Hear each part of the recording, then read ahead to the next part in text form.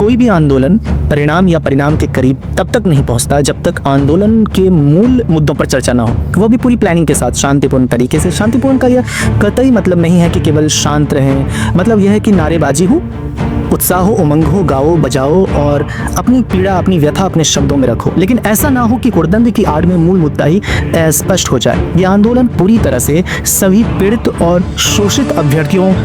के लिए हुआ था। उन अभ्यर्थियों के पास आंदोलन के समर्थन में जो भी तथ्य या प्रमाण उनके पास था, उन्हें पूरी प्रामाणिकता के साथ प्रस्तुत करना चाहिए, कम हो या अधिक, और खुलकर उनको अपनी मांगे रखनी चाहिए। और कुछ अभ्यर्थियों ने रखा भी, पर हमेशा से ऐसा होता आया है और जो पीड़ित और शोषित अभ्यर्थी जिनकी मूल रूप से लड़ाई है, उनकी बातें कहीं गुम हो जाती है या उनको मूल मंच से वंचित कर दिया जाता है। दूसरी बात, इसमें भी कोई दो राय नहीं है कि विद्यार्थियों की नज़र से देखें, उनके नज़रिए से देखें तो किसी व्यक्ति विशेष को खुदा, ईश्वर या परवरदिगार मान लेता है, और ये हमेशा से होता आया है और होता रहेगा, और यही एक भटके हुए आंदोलन की पहचान है। और मेरा मानना है कि इस आंदोलन का असली हीरो पीड़ित और शोषित अभ्यर्थी को होना चाहिए, क्योंकि उनके पास कहने के लिए बहुत कुछ है, बस मंच और पहुंच नहीं है। और यही गंभीरता अभ्यर्थियों विद्यार्थियों को समझनी होगी कि किसी आंदोलन में तुक्का लग जाना या किसी एक आंदोलन का सफल हो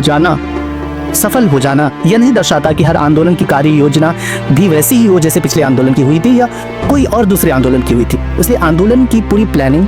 पूरा खाका तैयार होना चाहिए, चाहे आयोजक कोई भी हो, और आंदोलन की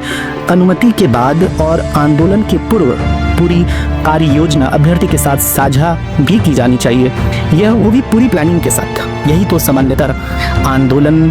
नहीं तो सामान्यतः आंदोलन आश्वासनों पर समाप्त हो जाता है। और सभी अभ्यर्थियों से रिक्वेस्ट है कि इमोशनल से परे होकर रियल को जानने में दिलचस्पी रखना चाहिए, रखिए आप, क्योंकि लगभग हर चीज़